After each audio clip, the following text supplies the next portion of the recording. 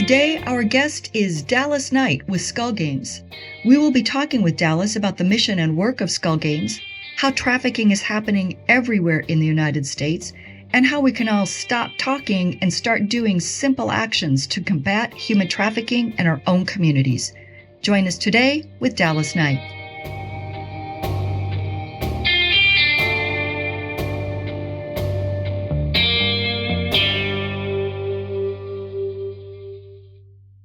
Welcome, Dallas Knight from Skull Games. How are you doing today? I'm doing wonderful. Thank you so much for having me on, Penny. Oh, good. Well, it's an honor to have you here, Dallas. You have so many things, so many great things happening in your life right now. So thank you for taking the time to be with us. You have important information to share with us today, and I'm excited for people to learn about Skull Games and the work you're doing with this organization. So Dallas, share with our listeners about the mission and work of Skull Games and how you became involved as a volunteer. Yeah, so with that, I kind of have to take about 5 steps backwards and share how I came to be involved in where my passion is derived from. And so my life as an adult kind of started in the military. And after 6 years in a combat tour, I transitioned into the civilian space as an intelligence analyst at the Las Vegas Metropolitan Police Department for about a decade. And so there is where I really developed a robust skill set of analysis and investigative workflow. And I primarily work narcotic investigations, but with that came every other crime under the sun. It seems like narcotics tends to be at the center of all crime. So with that, I eventually was recruited out into corporate America and started to meet and acquaint and partner with other organizations of all flavors. So when I joined corporate America, I was able to meet a ton of organizations and partners throughout the industry, catering to military, law enforcement, and intelligence. And simultaneously, I was kind of filling this void that I wasn't able to leverage the skill set that I not only exceeded in, but also had a huge passion in. And with that, I met the organizers and founders of Skull Games. They are comprised of military, law enforcement, and intelligence people. And I just really loved their mission. And I essentially begged to be a part of it. And they actually laughed at me and they said, Dallas, we've seen your resume. You don't need to beg to be a part of it. We would be honored for you to be a part of this mission. So that was in 2022. So just a couple of years ago. And when I went to the first Skull Games, I really didn't know exactly what I was getting into. I just felt this calling and this draw towards them. And there were about 15 of us on site, everyone coming from a little bit of a different background, but with a common passion.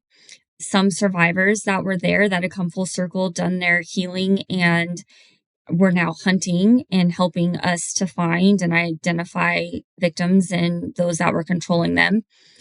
And how the operation kind of works is the organization crawls escort ads looking for trafficking indicators. And then as they come across one, they essentially put it in a bucket. And then we all, as volunteers, get together once a quarter. And then we pick from those leads from the bucket. And first mission is to try and identify the girl spout while simultaneously validating whether or not we feel she's being trafficked.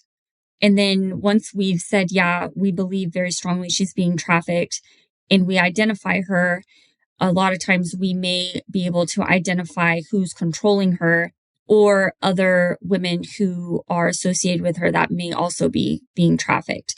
Now, we only have 48 hours to do this, and then actually it's only about 20 because they do make us stop, even though most of us would just probably go for 48 hours straight with no sleep and no eat. Mm-hmm. But in that time, we try to develop as much as that as we can. We write up a robust intelligence report with as much detail as we can, as well as details, instructions on how we got to where we got. Because essentially we turn that over to our law enforcement partners and then allow them to recreate everything that we did. That way we are out of the discovery process. We're out of the investigative process. Again, we're just trying to help law enforcement streamline their process and spend their time, their very limited time, on well developed leads. And then that way they can get from start to finish a lot more quickly. Yeah. So, am I understanding correctly that the information you're looking for, it's primarily to identify a victim and then potentially identify a trafficker? Do you look in that material for buyers as well to identify any of the buyers that may be connected to either of those other two parties? That is not part of the mission of the school games. That goes on quarterly. However, the organization does team up with law enforcement and helps with sting type of operations, and where the focus is starting to turn on the buyer. And I know you feel as strongly as I do in this, Hmm. in that the buyer should be held just as accountable as the trafficker in these situations, because without a demand, there would be no need to supply, and therefore the traffickers wouldn't move and push girls. Yeah, exactly. And you know me well. You know I am a strong go after that demand and that buyer. Mhm. So people often have a hard time believing that human trafficking is happening in their community, especially if they live in a rural area. What is your response to that lack of belief? That belief is a very naive view. That would be my short answer. The fact of the matter is, everybody, everybody that we know knows at least one person who is involved in the sex trafficking industry on some way, shape, or form. And that could be, someone who's a consumer of it, someone who's been the victim of it, is currently the victim of it, or someone who's involved in actually trafficking the girls.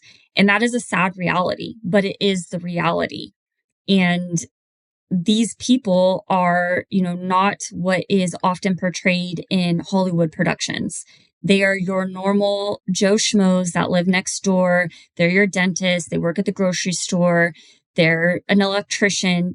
The common person is the individual who is seeking out these women, and sometimes girls, young girls. It's very hard to grasp and very hard to accept. But the moment that you can accept it, you're empowering yourself with that knowledge. And then you can take that next step in helping to actually be a part of the mission to combat this horrible thing that's going on in every town, quite frankly. Yeah, you're right. You're absolutely right. It is everywhere. It's very pervasive within our community, within the different states in our country. I mean, there's not one state that is free from this crime. Absolutely not. There's not really one community that's free from it, especially with the onset of the internet. That has just exacerbated this crime because traffickers and pimps, they no longer need street corners. They no longer need visual in-person connection for that transaction. They can just use any smart device that's out there. They just use the internet for those transactions, and that's just increased the capacity for, sadly, making money in this egregious criminal enterprise. Yeah, absolutely. I mean, the women they used to, like you said, had to stand on a street corner or bunker down in a house somewhere and be marketed that way. Now, traffickers can advertise them across the country, and where there's demand, they put them on a plane and they send them. Yeah, exactly. Yeah, you're absolutely right. So, what are some of the ways that people can stop talking and start doing the work in their communities to help combat human trafficking? My number one answer for this, and I'm asked this a lot, is education. You have to educate yourself on it. I mean, I guess first step is accepting that there is a problem in your backyard, and then finding the resources to educate yourself. Now, I have a couple that come highly recommended, not only by organizations that I work with, but also law enforcement, on where I would start. And the first is missingkids.org. The second is unboundnow.org. And then, of course, School Games has a ton of YouTube videos out there, as well as pointing you to other resources, and they are schoolgames.io. So that's where I would start, is educating yourself, understanding what trafficking actually looks like outside of the Hollywood production, understanding some of the key signs in women. And then not only to recognize them, but how you can act because, just pulling that girl to the side that you think might be trafficked, you're actually probably going to put her in more danger. So you don't want to call it out. There are things that you can do. And so understanding what that protocol is and resources within your community that you can reach out to report what you feel might be human trafficking. Again, just arming yourself with that knowledge would be what I would recommend first and foremost. Yeah, good words, Dallas. You've mentioned a couple of times of what human trafficking really looks like versus what the Hollywood production of it is. When you are together with the other volunteers with Skull Games and you're looking at those escort ads, which incidentally statistics show and data shows that it's those escort services and those ads that are online are really still one of the number one ways in which human trafficking is occurring, especially with adults in our country.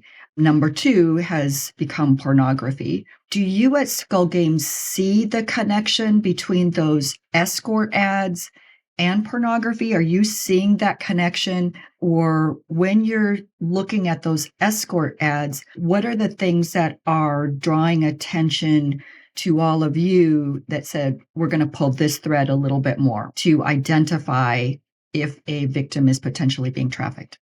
Definitely, there is a tie to pornography. A lot of the women are also associated with OnlyFans, and it's just another source of income for the trafficker.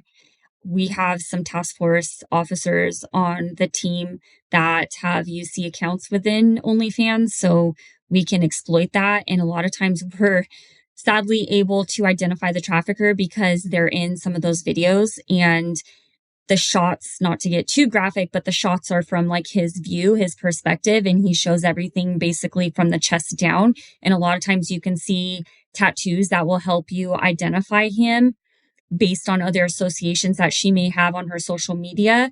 And so, unfortunately, sometimes we're looking at hours worth of porn because if that's what it takes to identify the trafficker, though, then it's worth it. And then, I just have to push purge at the end of the weekend. But there's absolutely a tie. It's just another source of revenue for the traffickers for sure. And then key indicators on the websites, a lot of times it's what they offer to do, what services they are willing to do, and then what they're not willing to do. And a lot of times that is the guidelines that the trafficker puts on them, as well as key emojis that they use. It's always trends, it's always evolving, it's always changing. And that's why we're also constantly educating ourselves with law enforcement, with intelligence analysts that do this 24 hours a day, 7 days a week.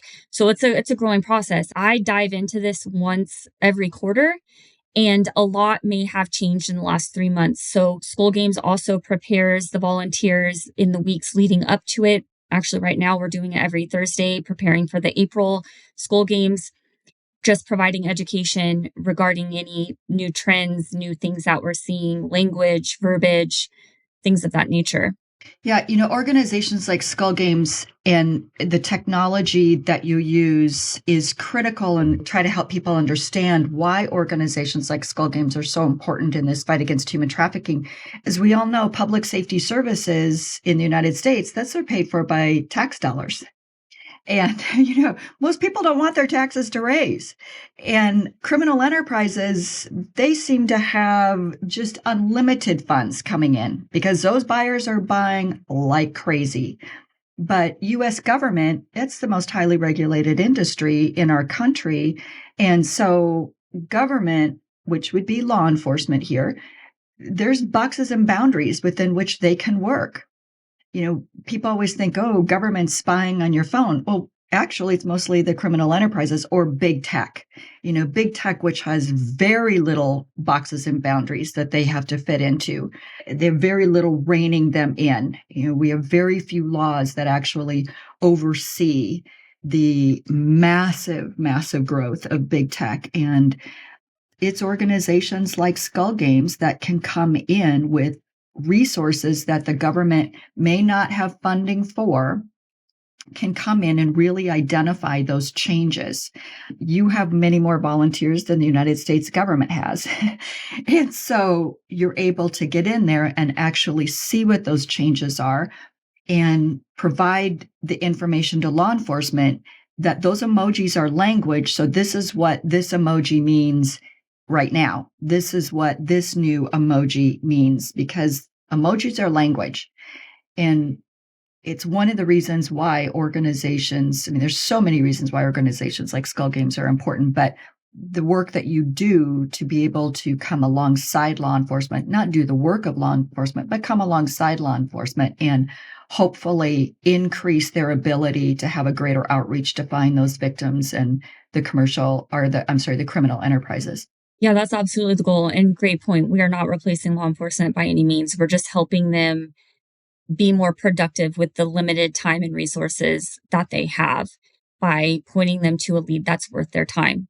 I mean, we're spending hours, and I think they've said, in one weekend, we're leveraging 200 to 300 hours worth of what might have been investigative time for law enforcement. So being able to help them streamline and focus their attention on something that is robust and has great potential is the key goal. And I think where this particular organization stands out is that they're not looking for gratification afterwards. If a PD contacts them after the fact and says, hey, that lead was amazing and we did this, that, and the other, and here's a news clipping of what we were able to do, then that's great. But they're never looking for that. They just believe that it's going to be paid forward in some way. And then the other key differentiator that we have is, which I've kind of already mentioned, is that there are several women that I work beside now that have been in the life. They were victims and they came out of it and they went through their healing journey, and now they are deemed survivors, and they're brave enough and courageous enough to say, you know what, I want to make an impact. I want to turn around and help. And one of the most heart-wrenching things that I've heard one of these women say to me is that when she was out there, she truly felt that nobody cared and that nobody was looking for her. And so for us to be able to proudly yell to the world, like, no, we're looking for you, and I'm going to give you a name. Like, your name is not Diamond or Sapphire or any BS name that he made you put on that escort ad or to call you by. Like, I'm going to give you a name, and I'm going to know who you are. And I'm probably going to even understand your story to a certain extent by the time that I write up the intel report and turn it over. And then the other thing that we're also really trying to do, and by we, I mean the Skull Games full-time individuals, is they're also trying to educate law enforcement to not treat the victim as the criminal. Because these women, as hard as it may be for some to understand, really truly do not want to be in this life. But unfortunately, they were manipulated and coerced at a very vulnerable state, and they feel like they don't have any other choice. And they also get to a point where they don't feel worthy of any other choice. To just, say, oh, well, why doesn't she just leave? And why doesn't she just stop doing that? It's not that easy. And it's also not for you to judge her in that manner.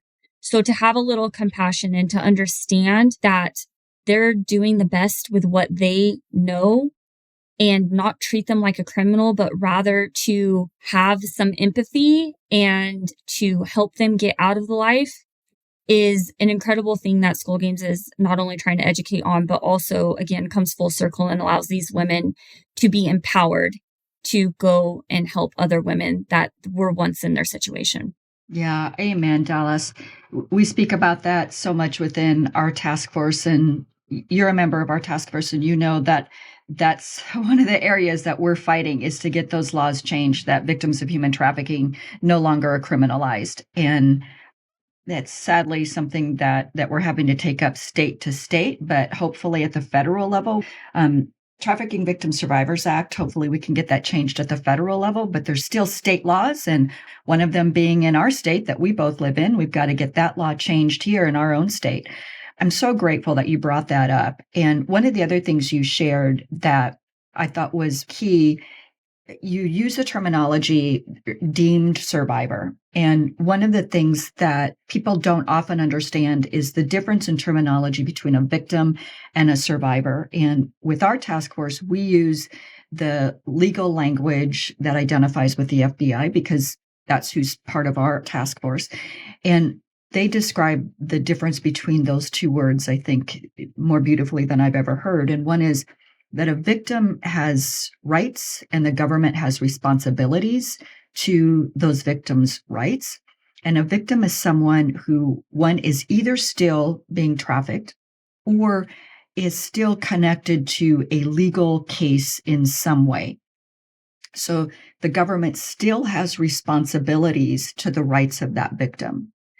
A survivor is one who is completely out of the life and has no attachment to any legal case, whether the legal case proceeded and is now completed, or perhaps there was never a legal case in that particular incident, but there is no legal ties to a criminal case or some other type of government case. That term survivor comes with I know for you and I with tremendous respect, and we really work to make sure those survivor voices are heard because those voices are the most important in the anti-trafficking movement.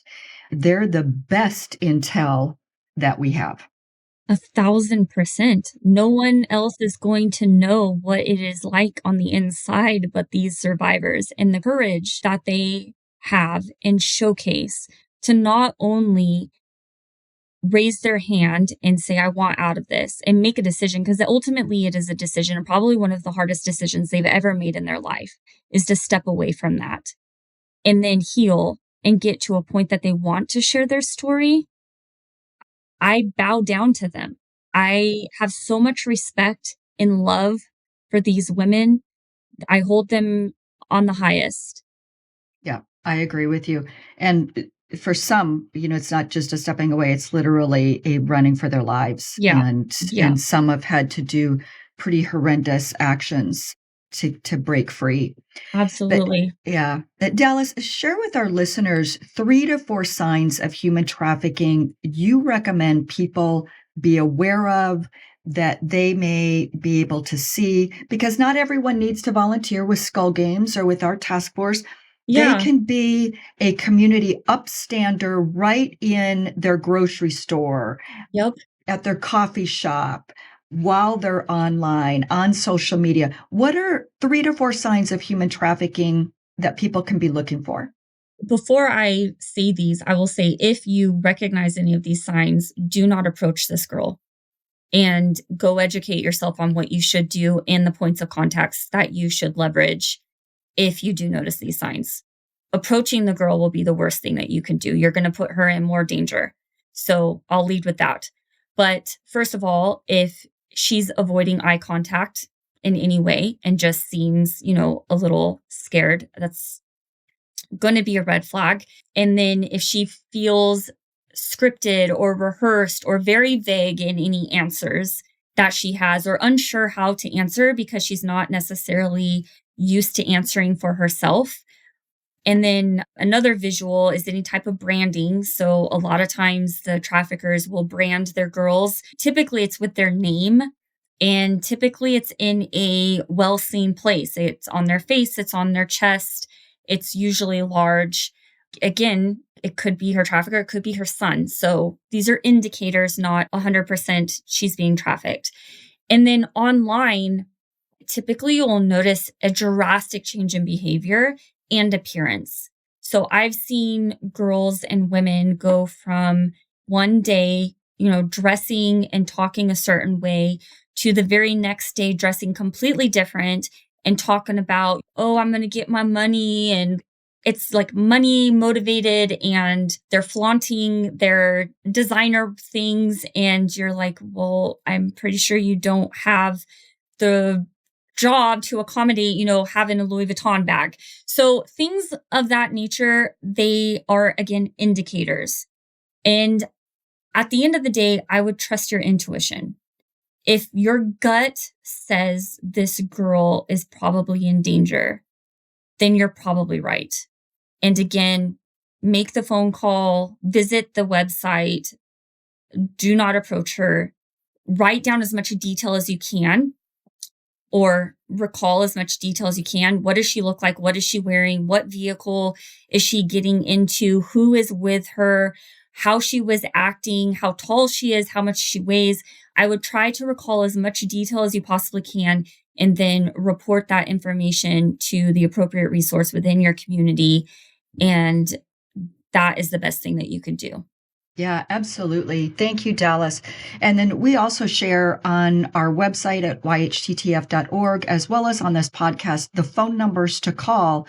Whether you're in the state of Montana or outside of the state of Montana, we always provide those phone numbers to call. And one of the things that we encourage people to do is make the call. Don't fear being rejected. Don't fear being wrong. We would rather you be wrong and make that call.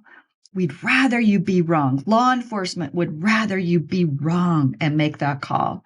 But make that call. If you see something, make that call.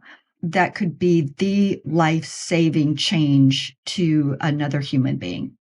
Dallas Knight, thank you so much for the work that you are doing and extend our gratitude to all at Skull Games. Absolutely. Thank you for your voice and for being our guest today, for all of the important work you are doing.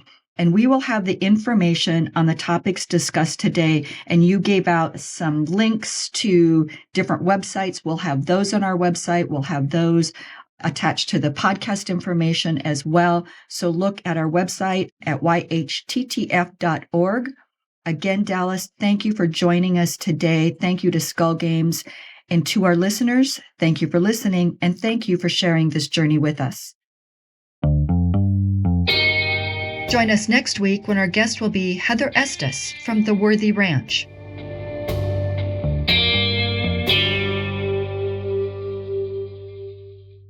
If you suspect labor or sex trafficking in the state of Montana, please call 833-406-7867. If you are being trafficked and need help, please call 911. If you suspect labor or sex trafficking outside of the state of Montana, please call your regional FBI office. You may also call the National Human Trafficking Hotline at 888-373-7888.